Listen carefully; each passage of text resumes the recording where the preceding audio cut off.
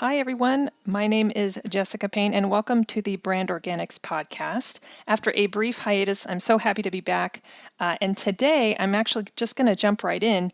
Today's podcast is actually a re-recording of one you probably heard a little bit earlier this year, and it's on a subject that you've heard me talk about before: how to inspire action on social media. And I'm re-recording this podcast because I've actually been doing quite a few speaking engagements on this very topic. And one of the pieces of feedback that I've received is, hey, Jessica, we love the deep dive. Is there something shorter or more compact that I can download or that I can listen to? Because, time, it's good to review, but I don't have a lot of time. So as someone who runs her own business and has a very short attention span and is way too busy for her own good, I am so willing to oblige. The whole reason and the whole premise behind this sort of 5-step formula came about based off of two things. People who have used social media or are trying to use social media feel like they don't have any gauge of whether or not they're spending their time wisely.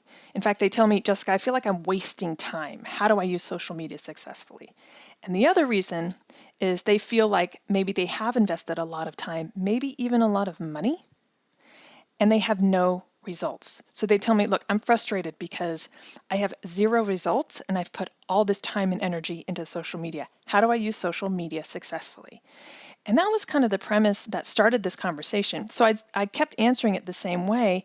And, some folks would get it and some wouldn't. And I went away and I decided, there's got to be an easier way for me to have this conversation in a way that is very easily accessible.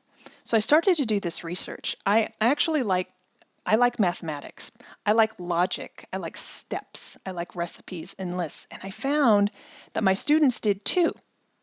So I came up with this 5-step formula because, frankly, nothing else existed, and I wanted to make folks understand that there is a process to using social media.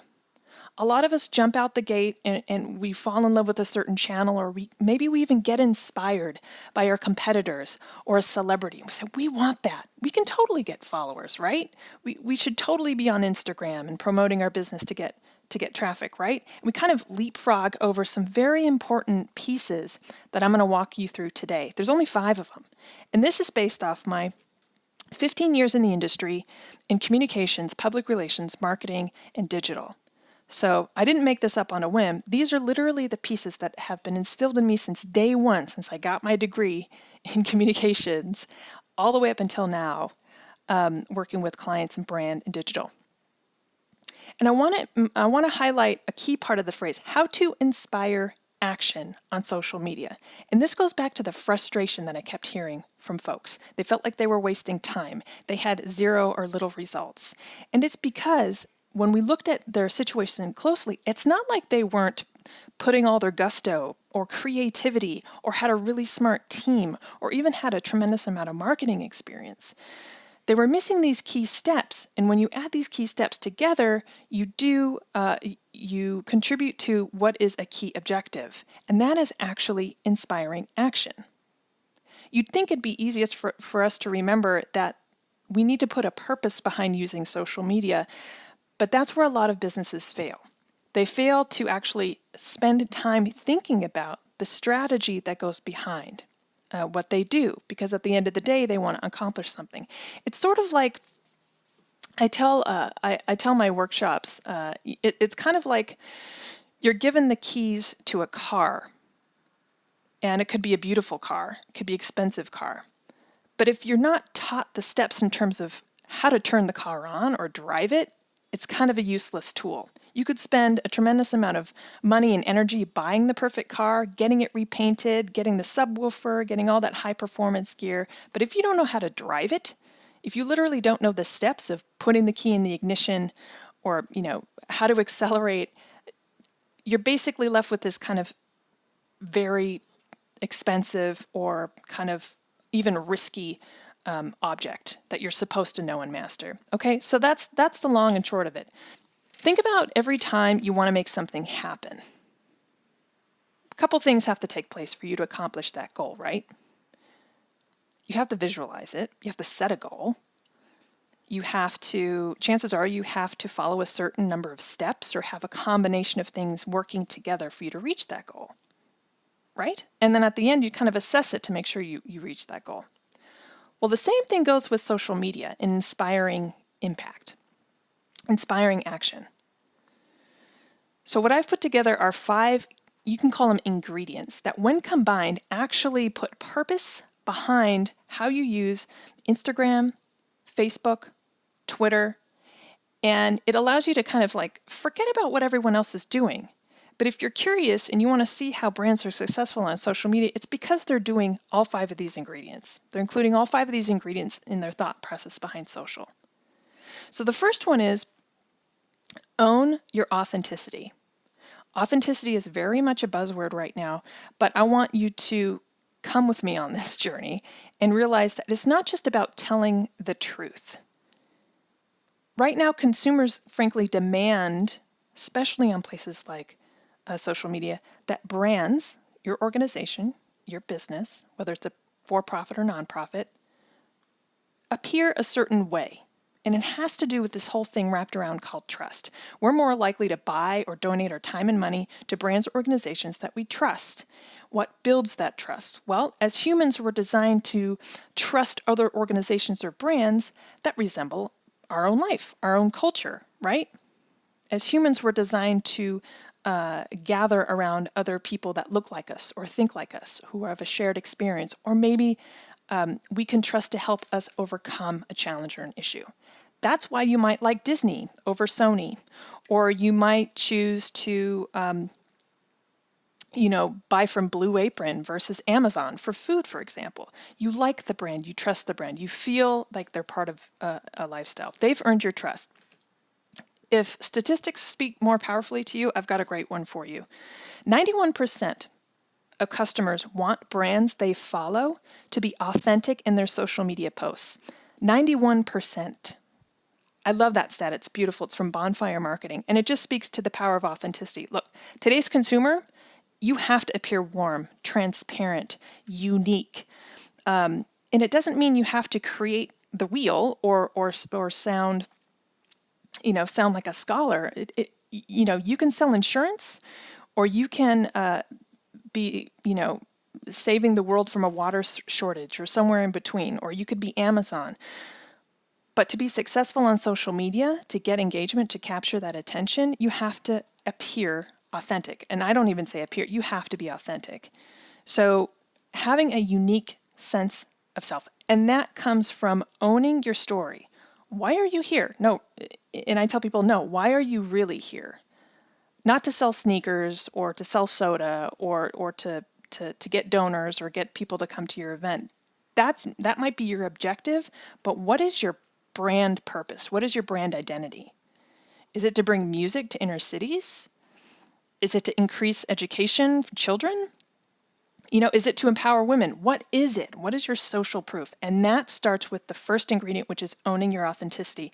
And let me tell you this, once you understand who you are, writing social media content becomes so much easier because you're no longer trying to be someone else. And that is a huge hang up, a big frustration I get from clients. So the first step, own your authenticity. The second step or second ingredient is simplify your story. And the easiest way to kind of present this to you is think about the last time you were watching Netflix, or maybe even on your smartphone. Chances are you were probably multitasking, right? Maybe you were helping one of your kids with their homework. Maybe you were trying to take a business call. You had something on pause. Or if you're like me, you're binge watching your favorite shows on Netflix and you're just thumbing through Twitter. It's something I actually love to do during breaking news, or like if there's an award ceremony that's on, I'm on Twitter trying to refresh the hashtags while trying to watch TV at the same time. It's weird. It's crazy, but that actually is one of my favorite things to do to wind down. It's weird. You'd think I would actually just choose one thing. But I love just kind of veg and watch TV and multitask. Well, here's the thing. If you think about today's preferred, the way humans prefer to use technology, more people have a smartphone than ever. More people have a fragmented attention span than ever, and more people actually prefer to multitask. So think about that fragmented attention span you have. A friend of mine told me the other day, she has millennial children. So folks, kids really just graduating college and then their younger siblings. And she said, if you can't get your message across under one thumb scroll on a smartphone, you've lost them. And that's true. If you think about, another thing, stats, if you advertise on Facebook, mobile ads perform almost like 80%, above 80%, whereas desktop ads don't perform. It's because people are on their smartphones. So my whole reason for this and simplifying your story is you have to think, yes, keeping your character count to 140 characters or less or whatever on Twitter matters, but you also have to think of a few things. We have a shortened attention span.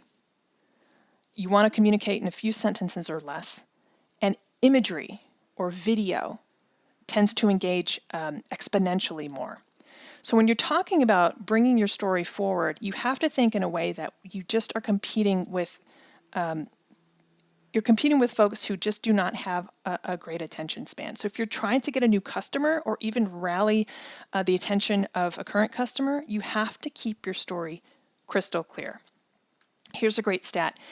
Mobile offers or coupons or deals offered via a mobile device, via an ad or something you see on a smartphone, they convert at 10 times more frequently than print offers, right?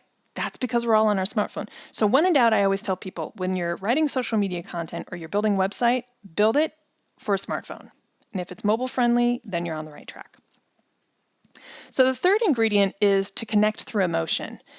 And you don't have to create emotional posts. You don't have to make people cry or even belly laugh. If you're insurance, you're going to be tapping into other emotions, than folks who are into maybe cosmetics, right? If you're in insurance, it's stuff about security, peace of mind, versus if you're cosmetics, you're going to be talking, everything from beauty to empowerment to independence, right? You're going to be tapping into these emotions, these aspirational emotions that people will be looking for. When again, it creates an affinity for your brand. It creates that trust. Studies have shown that if you tap into positive emotions like awe, surprise, delight, or even humor, that actually engages more on social media than fear or negative. And that's why you're seeing a lot of new brands, especially those tapping into younger demographics, are building up that aspirational, positive, empowering one. I love that personally because I'm so tired of the fear-based marketing and the negative paradigm, but it's beautiful because younger consumers are just saying, look, you don't need to scare me to get my attention. In fact, that's going to put me off. But if you can improve my life and empower me, you've got my attention. So the fourth ingredient is inspire action. And in a way, this is almost your most important step out of everything. You want to inspire action through a call to action. And I always tell folks, as independent as we humans like to think we are, we have to be told what to do, especially on places like social media. Calls to action, there's things like subscribe, visit my website, click to donate. For more information, visit www. Yada, yada, yada. So a call to action is literally the direction that you're giving your followers via your social media posts so that they actually click through or do exactly what you want them to do. So including a call to action will actually increase your click-through rate. So when people actually click on your post, click through to your post to your website, the golden path that leads people to actually go where you want them to go. It's typically a website. It will increase by 285% on Facebook if you include a click-through, a call to action. 285%. That source is from AdRoll. It's one of my favorites. It's like, we all know we should include a call to action, yet I see even big brands forget to do it. You spend all this time telling your story, simplifying it, connecting through emotion, using powerful imagery, maybe even have an amazing video, and then you forget to tell people what it is you want them to do. A call to action doesn't always have to be click through or subscribe. It can be leave a comment or tag a friend, get them to actually do something, and you will see that engagement increase.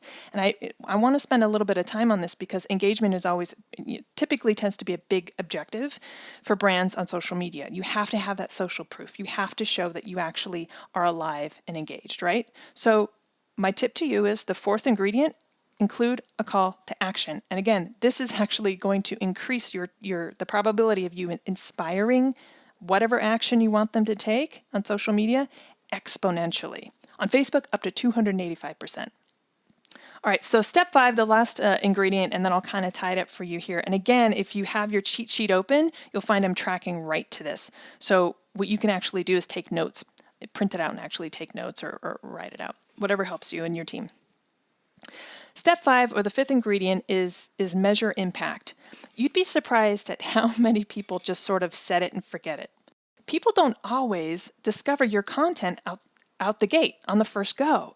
In fact, sometimes you can experience even greater engagement in like sort of these secondary waves. As people discover your content, then they share it, and then the awareness and the engagement increases exponentially. Well, your engagement can too. And it's a huge opportunity because I've spoken to clients who, the first time they bring me in, they want me to do a social media audit. So I'm looking at their channels and I'll be like, did you notice that 2 weeks after your promotion, you peaked again? But from our conversations, you never went back and kind of took advantage of this audience. And the look on their face is somewhere between embarrassment and shock and frustration. So this data was here. And the beautiful thing about social media, especially on places like Facebook, you can pretty much track, and Google Analytics, you can track analytics almost in real time, which is fantastic. Zuckerberg and his team have made tracking analytics on social media not only kind of powerful and easy to interpret, but you can act on them. And that's really powerful for a brand. So your fifth step, your fifth ingredient is measure your impact. And as I like to say, assess, adjust, and accelerate, because I don't want you to lose those golden opportunities to take advantage of all this steam, all this momentum, all this hard work that you've put in, because you could be missing out on sales or donations or anything. So that should wrap it up. How to inspire action on social media. Keep this recording handy, keep the ebook handy, print it out, give it to your team, and I guarantee you're going to be witnessing sort of two things happen very, very quickly. You're going to be more efficient on social media. You're not going to feel like you're wasting time anymore. In fact, all of the time that you put behind social media is going to be more strategic because you're automatically approaching it in a way that is designed to inspire action, to inspire an outcome. It's the same strategy I use for my business and I use for my clients. Okay? And the second thing is you're going to start to see results, which is what we're after at the end of the day, right? Thank you so much for listening, everyone. Again, this was a companion piece to a new cheat sheet I've put out called How to Inspire Action on Social Media in 5 Simple Steps. So don't forget, I'm actually going to link to where you can download that cheat sheet for free. So thank you so much for listening again. This was the Brand Organics podcast. If you have any questions for me about the show or about the cheat sheet, you can always reach me at my website, which is jessicapayne.us. You can also find me on social media. I'm on Facebook, Instagram, and Twitter. So have a great week, everyone, and I'll see you next time.